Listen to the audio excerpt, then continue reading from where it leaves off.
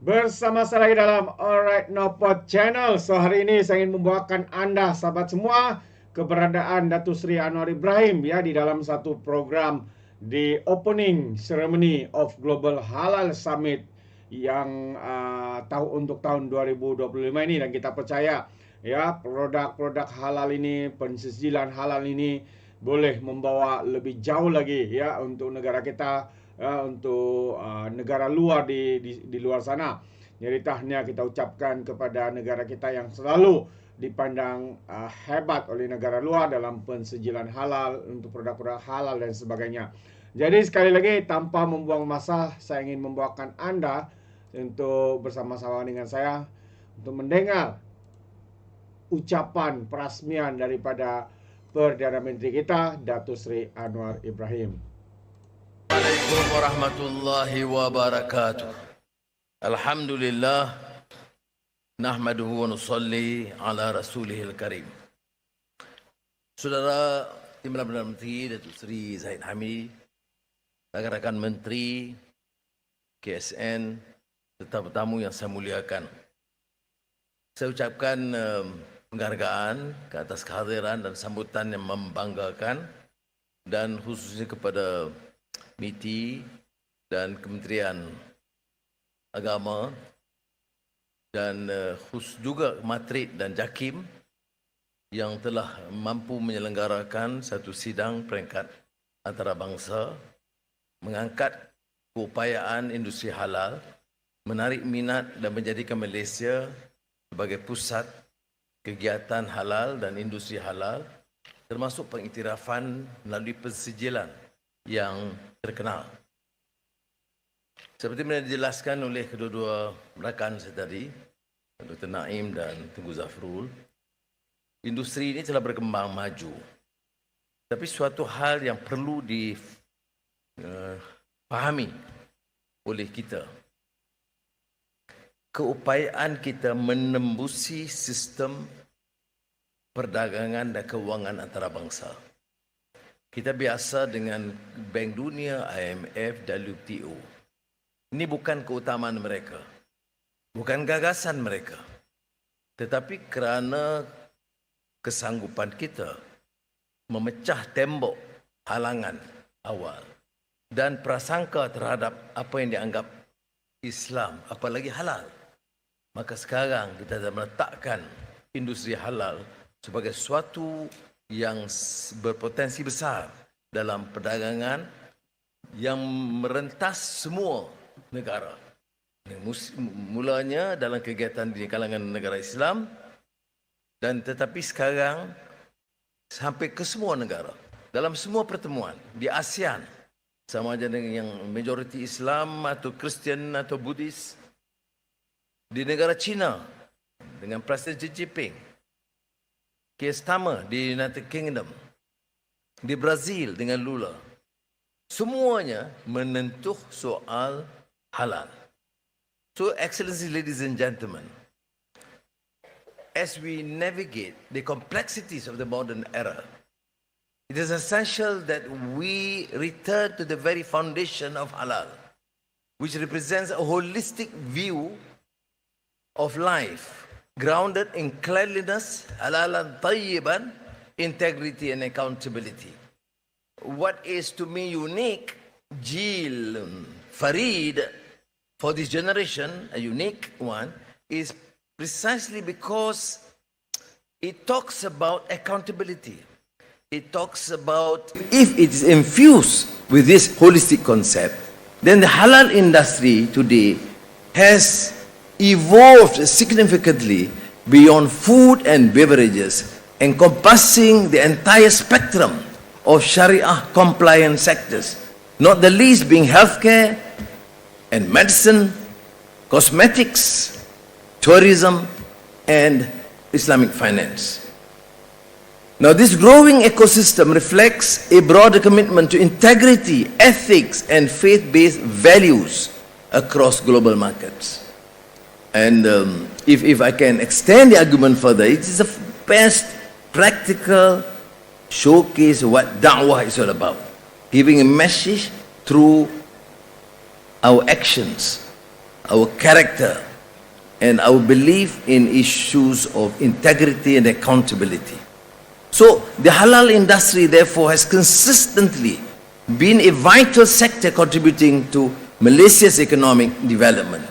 And because of its universal appeal to all segments of society, halal products and services are now an increasingly popular choice among consumers, including those in predominantly non-Muslim countries. We have given the list just now, what we have achieved in the last 2 days, and amazingly, of course, from Middle East, Arab countries, UAE, for example, but an outstanding support from our colleagues, business and trade from China that have excelled because of the requirements. And can you imagine these days, after decades of effort now, as I said and alluded to earlier, notwithstanding countries and background, we have an enormous support. And because of the need to promote trade and business. So beyond that, therefore, there is growing phenomena of Muslim tourists frequenting popular destinations worldwide because of the expansion of options of halal products and services.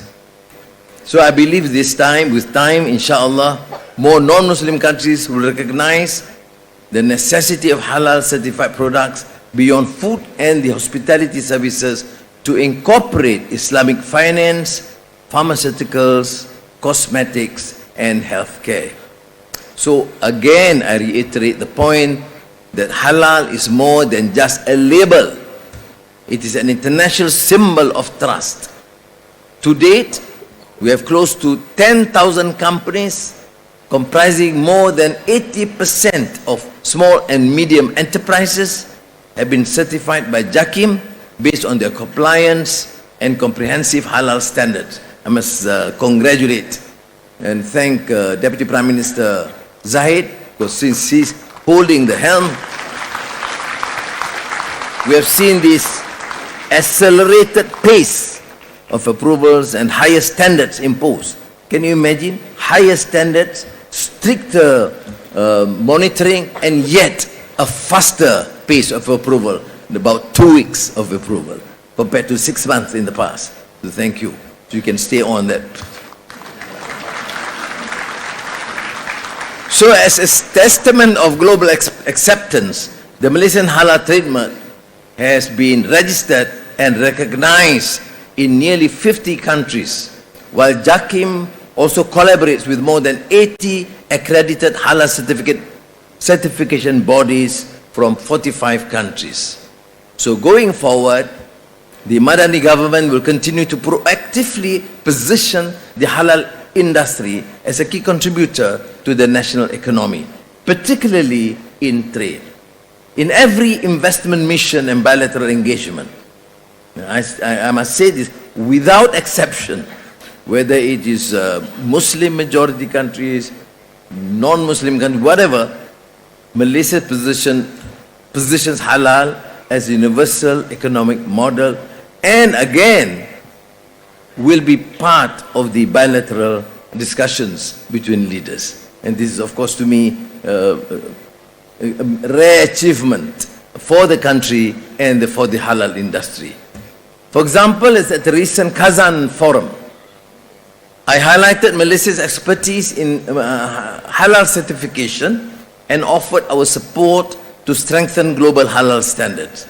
At the BRICS Leaders Summit in Brazil, I urged both Brazilian and Malaysian companies to seize the business opportunity in the halal industry. And of course, with the support of our friend, President Lula of Brazil.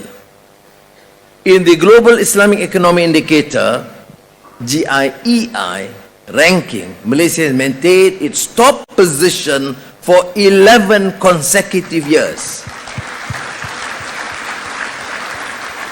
Thanks not only with the support of the Malaysian industry and Malaysian ministries, but thanks to your support, those present here from so many countries.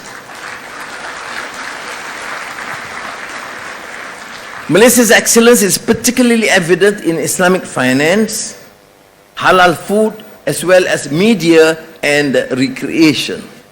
This is a result of the government's concerted effort to position the halal industry as one of the central pillars of the nation's strategic growth.